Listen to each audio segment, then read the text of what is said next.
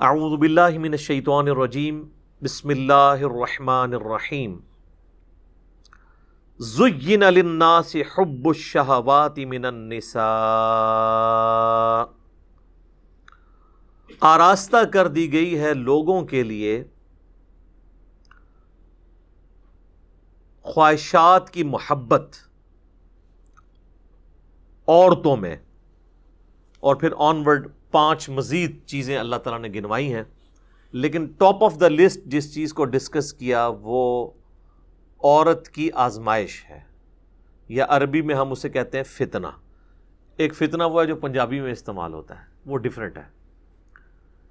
یہ ہے ٹیسٹ، آزمائش، جس کے ذریعے اللہ تعالیٰ آزماتا ہے۔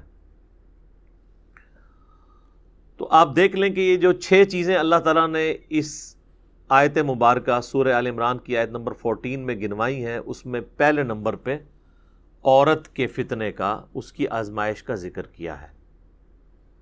پھر اس کے بعد بیٹے، اس کے بعد پھر سونا اور چاندی کے جو جوڑے ہوئے خزانے، یعنی کرنسی آج کی ماڈرن فارم، اس کے بعد نشان لگے ہوئے گھوڑے، آج کی ماڈرن فارم مہنگی مہنگی گاڑیاں، اس کے بعد پھر چوپائے اور کھیتی، آج کل کے آپ پلاٹ سمجھ لیں، چاہے وہ زرعی اراضی ہو یا دوسری ہو، اور مال مویشی تو ہم ویسے ہی ایک ٹرم کے طور پہ استعمال بھی ہوتا ہے۔ آج بھی آپ اگر چلے جائیں جنوبی پنجاب کی طرف تو وہ مویشی کو مال ہی کہہ رہے ہوتے ہیں، وہ بھی ایک ذریعہ ہے۔ تو یہ 6 چیزیں گنوائی ہیں، ان میں ٹاپ آف دا لسٹ اللہ تعالیٰ نے عورت کا ذکر کیا ہے۔ اس میں کوئی شک نہیں ہے کہ عورت کی جو آزمائش ہے یہ اس دنیا کی بڑی آزمائشوں میں سے ایک آزمائش ہے۔ صحیح مسلم میں حدیث ہے کہ اللہ کے محبوب صلی اللہ علیہ وآلہ وسلم نے فرمایا کہ اللہ تعالیٰ نے جنت کو ناگوار چیزوں سے ڈھانپ رکھا ہے، یعنی ہر وہ چیز جو دنیا میں مشکل ہے نا، وہ جنت کی طرف لے جانے والی چیز ہے، جو انسان کی طبیعت کے اوپر ناگوار ہے۔ ظاہر ہے نمازوں کی مشقت، روزوں کی مشقت، حلال اور حرام میں فرق کرنے کی مشقت، آنکھوں کی حفاظت کی مشقت، پیٹ کی حفاظت کی مشقت، ہاتھوں کی حفاظت کی مشقت، زبان کی حفاظت کی مشقت، یہ تمام ناگوار چیزیں ہیں۔ یعنی ہر وہ چیز جو دنیا میں کرنے سے اللہ تعالیٰ نے منع فرمایا ہے، اس کی اٹریکشن چونکہ دل کے اندر ڈال دی ہے، لہٰذا اس چیز سے رکنا یہ ناگوار چیز ہے۔ تو مسلم شریف کی حدیث کے الفاظ ہیں کہ اللہ تعالیٰ نے جنت کو ناگوار چیزوں سے ڈھانپ رکھا ہے اور جہنم کو خوشنما چیزوں سے ڈھانپ رکھا ہے۔ یعنی جہنم کے اوپر جس کو ہم کہتے ہیں نا کہ اڑنگا لگایا ہوا ہے کہ کوئی بھی پاس سے بھی گزرے گا اس کی طرف اٹریکٹ ہو جائے گا۔ دنیا میں ہر وہ چیز جو خوشنما دکھتی ہے، جس کی طرف دل اٹریکٹ ہوتا ہے اور اس کو کرنا بھی آسان ہو جاتا ہے، ظاہر برائی کو کرنا دنیا میں آسان ہے ایز کمپیئر ٹو نیکی کرنے کے، تو وہ تمام کی تمام خوشنما چیزیں بظاہر خوشنما ہیں لیکن وہ جہنم کی طرف لے جانے والی۔ اسی کی ایکسپلینیشن اس حدیث میں ہے جو سنن ابی داؤد، جامع ترمذی، سنن نسائی، ابن ماجہ میں موجود ہے کہ جب اللہ تعالیٰ نے جنت کو پیدا فرمایا تو حضرت جبرائیل علیہ السلام سے کہا کہ جائیں اور جنت دیکھ کر آئیں۔ تو جب واپس آئے تو اللہ نے پوچھا کیسا پایا، تو انہوں نے کہا یا اللہ کمال جگہ تو نے بنائی ہے، مجھے نہیں لگتا کہ کوئی شخص تن من دھن نہ لگا دے اس جنت میں پہنچنے کے لیے، یہ تو ساری جنت میں پہنچ جائیں گے، جگہ ہی ایسی ہے۔ اللہ تعالیٰ نے پھر جنت کو ناگوار چیزوں سے ڈھانپ دیا اور پھر کہا کہ اب جا کے جنت کو دیکھو۔ جنت کو جب جبرائیل علیہ السلام نے دیکھا تو انہوں نے کہا یا اللہ مجھے نہیں لگتا کہ اب کوئی شخص جنت میں جانے میں کامیاب ہوگا، کیونکہ تو نے اس میں ہرڈلز ہی اتنی ڈال دی ہیں کہ جنت تک پہنچنے کے لیے وہ تمام آبسٹیکلز عبور کرنی پڑیں گی۔ پھر اللہ نے کہا جا کے ذرا جہنم کو وزٹ کرو۔ واپس آئے، کہا یا اللہ توبہ توبہ، یہ تو بڑی سختی کی جگہ ہے، کوئی شخص بھی کوئی ایسا عمل کرنے کی کوشش نہیں کرے گا کہ وہ اس تک پہنچ جائے۔ پھر اللہ تعالیٰ نے جہنم کو خوشنما چیزوں سے ڈھانپ دیا اور پھر فرمایا کہ جاؤ اب جا کے جہنم وزٹ کرو. وہ جب وزٹ کر کے آئے تو انہوں نے کہا یا اللہ مجھے نہیں لگتا کہ کوئی بندہ جہنم میں جانے سے بچ سکے گا، کیونکہ اٹریکشن ہی اتنی رکھی ہے تو نے. جہنم کے اندر نہیں، جہنم کے باہر، جس کو پنجابی سے کہنا ہے کڑگا لگیا ہوا ہے شکار کرنے کے لیے. اسی ازمائش کے اوپر تو پھر جنت ہے. تو وہ جو خوشنما چیزیں جنہوں نے جہنم کو ڈھانپ رکھا ہے، ان میں سے پہلی چیز عورت کا فتنہ ہے. صحیح مسلم میں حدیث ہے، نبی صلی اللہ علیہ وآلہ وسلم نے فرمایا کہ دنیا متاع ہے، برتنے کی جگہ ہے، اور سب سے بہترین متاع نیک بیوی ہے. دوسری طرف یہ بھی اسپیکٹ ہے کہ نیک بیوی جنت تک پہنچنے کا ذریعہ بن سکتی ہے. عورت آزمائش ضرور ہے، لیکن اگر نیک عورت ہوگی، نیک بیوی ہوگی، تو دنیا میں اس سے بہترین برتنے کی کوئی چیز نہیں ہے. دنیا میں بھی نفع اور آخرت میں جانے کا، جنت میں جانے کا سبب بھی. ایک اور حدیث ہے بخاری اور مسلم دونوں میں، نبی صلی اللہ علیہ وآلہ وسلم نے فرمایا میں اپنے بعد تمہارے لیے عورت سے بڑا کوئی فتنہ شمار نہیں کرتا. یہ آپ علیہ السلام نے اپنے وفات کے دنوں میں وصیتیں کرتے ہوئے فرمایا کہ میرے بعد سب سے بڑی آزمائش جو تم پہ ہے وہ عورت کے فتنے کی شکل میں آئے گی. اب عورت کا فتنہ ایک تو سیکس کے پوائنٹ آف ویو سے بھی ہو سکتا ہے، اور ایک اس پوائنٹ آف ویو سے کہ کوئی شخص اپنی بیوی کی محبت کے اندر جو جائز ہے ایکسٹریم رویہ اڈاپٹ کرے کہ اللہ کی حدوں کو توڑ دے، یا بیویوں کے ساتھ حسن سلوک نہ کرے اور ان کے جو جائز حقوق ہیں ان کو نہ دے، اور اس کے سبب اللہ تعالیٰ کے وہ عذاب کا مستحق ہو جائے. دونوں صورتوں میں عورت آزمائش ہے. ایک اور حدیث ہے بخاری اور مسلم میں، تیسری حدیث. یہ آلموسٹ 12 احادیث ہیں جو میں اس میں کور کروں گا. تیسری حدیث بخاری اور مسلم دونوں میں موجود ہے. دو تو میں چونکہ تمہیدن بیان کر چکا ہوں، یہ 10 احادیث ہیں کنزیکٹیو، کہ نبی صلی اللہ علیہ وآلہ وسلم نے فرمایا کہ عورتوں کے پاس جانے سے بچو، یعنی ان عورتوں سے مراد غیر محرم عورتیں. تو صحابہ نے پوچھا کہ دیور کے بارے میں آپ کا کیا پوائنٹ آف ویو ہے؟ تو آپ نے فرمایا دیور تو موت ہے، یعنی سب سے زیادہ پردے کا اہتمام دیور سے کرنے کی ضرورت ہے. اور ظاہر ہے ایک گھر کے اندر تو فزیکل پردہ مشکل ہے، بہتر تو یہ کہ الگ گھر ہو، تو وہاں پھر نگاہوں کا پردہ ہوگا، نگاہ جھکا کر بات کرنا، جسے غض بصر کہا جاتا ہے عربی میں. سورۃ النور کے اندر اس کی تلقین ہے. اس کانٹیکسٹ میں نے دو ڈیٹیل لیکچر دیے ہیں. مسئلہ نمبر 161A غض بصر سے متعلق 17 صحیح الاسناد حدیث، اور اسی کا پارٹ B تھا 161B مسئلہ عورتوں کے حجاب اور پردے سے متعلق. چوتھی حدیث جامعہ ترمذی میں ہے کہ نبی صلی اللہ علیہ وآلہ وسلم نے فرمایا کہ جب کوئی دو مرد و عورت کسی جگہ الگ ہوتے ہیں، اب ظاہر ہے اس سے مراد میاں بیوی نہیں، جو نامحرم رشتہ ہے،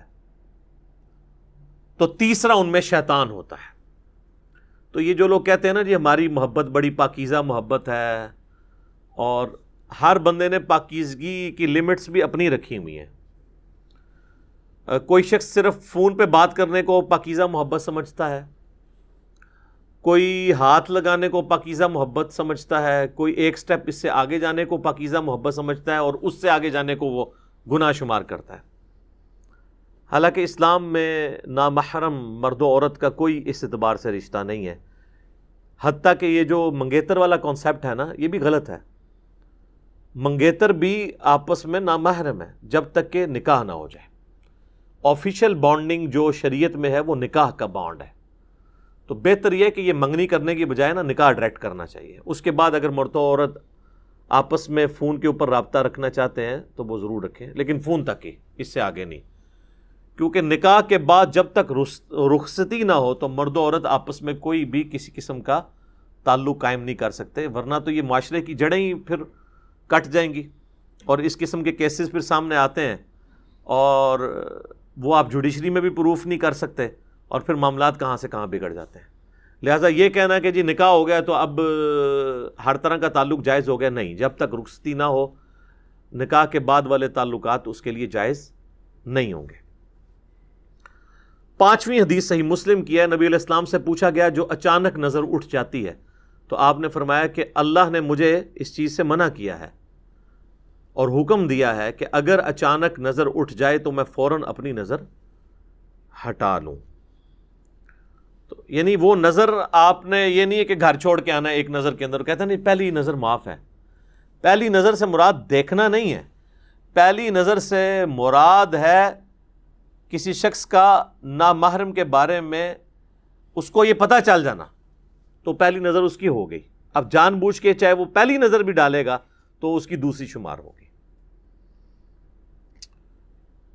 6ٹھی حدیث بخاری اور مسلم دونوں میں ہے، نبی علیہ السلام نے فرمایا کہ اے نوجوانوں کے گروہ، تم میں سے جس میں استطاعت ہو وہ نکاح کرے، اور اگر نکاح نہیں کر سکتا یعنی اس کی فائنینشیل حالت ایسی نہیں ہے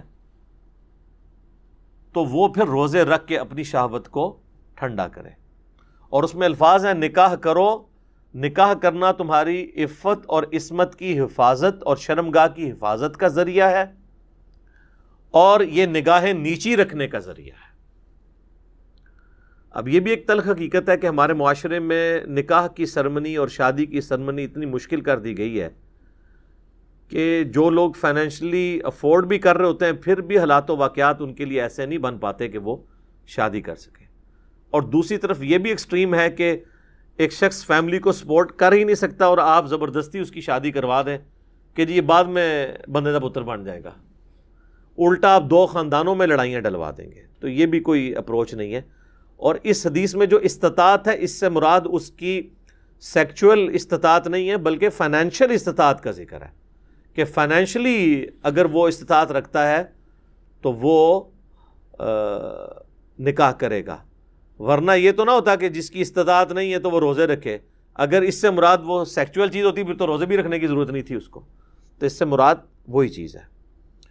اس میں اکثر وہ مشہور کیا جی ایک غریب آدمی آیا، حضور نے کہا شادی کر لو، اور غریب ہو گیا، کہا دوسری کر لو، اور غریب ہو گیا، تیسری کر لو، چوتھی کر لو، پھر وہ امیر ہو گیا۔ سر اس طرح نہیں کوئی امیر ہوتا، بیڑا غرق کیتا ہے۔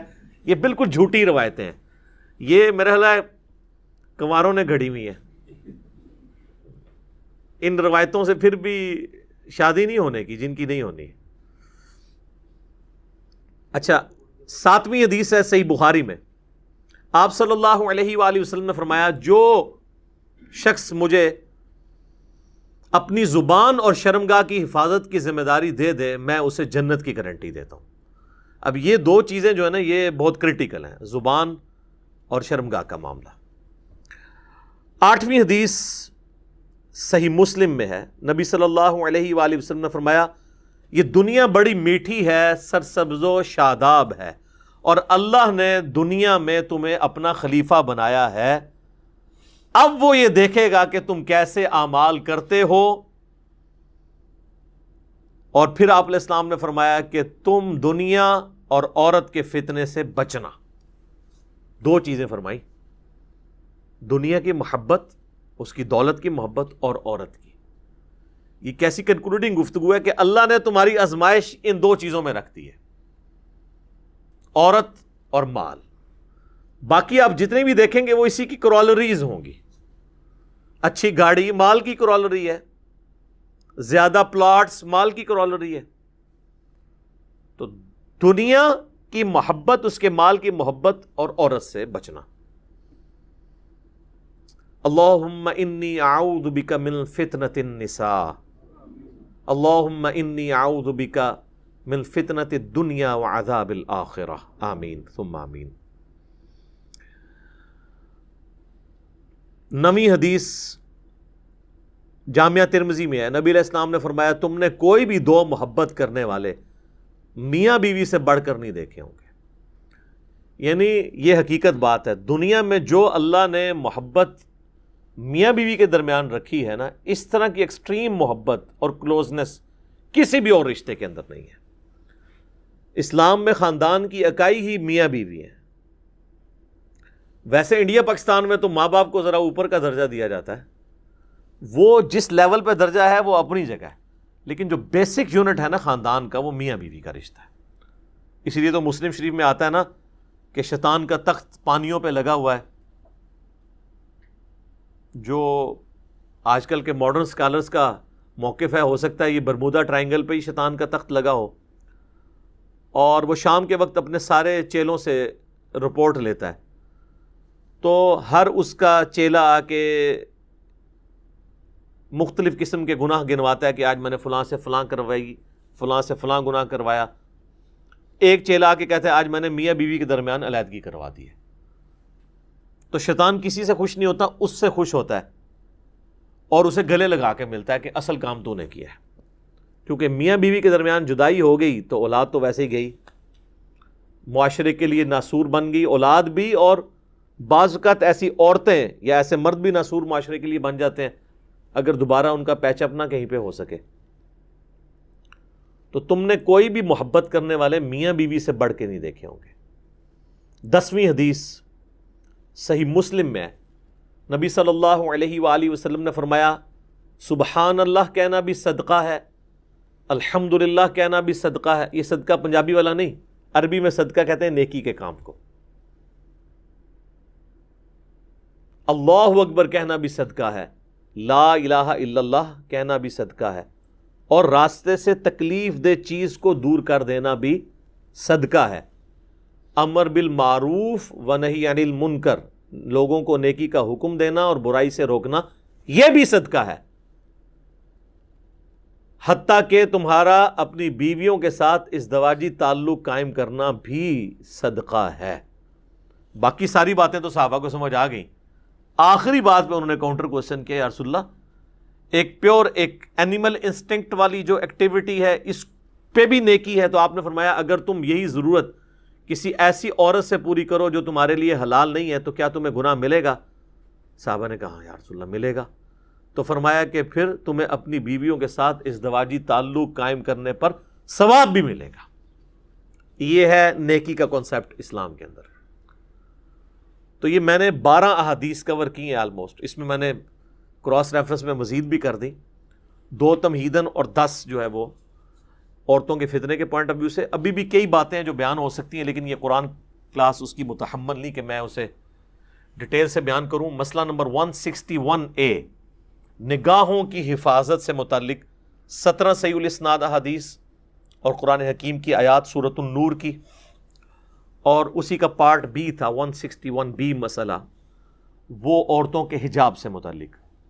اور ایک اور میرا لیکچر ہے مسئلہ نمبر 51، رزق حرام کی مذمت، دنیا پرستی کا انجام اور اس کا علاج. اس میں نے 11 آیات قرآن حکیم سے کراس ریفرنس کے طور پر دنیا کی مال کی محبت کے حوالے سے ڈسکس کی ہیں، اور 17 صحیح الاسناد احادیث بھی اس میں ڈسکس کی ہیں. آج اس ڈیٹیل میں جانے کی ضرورت نہیں ہے. بہرحال چونکہ یہ ایک کریٹیکل ٹاپک تھا اور پوری دنیا میں مانا جاتا ہے. فرائیڈ بھی یہی کہتا ہے کہ دنیا میں سب سے امپورٹنٹ جذبہ جو ہے وہ سیکس کا ہے، باقی ساری چیزیں بعد میں آتی ہیں. اور دیکھیں کسی حد تک قرآن نے اس کی بات سپورٹ کی ہے، یا آپ کہہ لیں کہ اس نے قرآن کی بات کو سپورٹ کیا ہے، ظاہر ہے وہ تو بعد میں آیا ہے.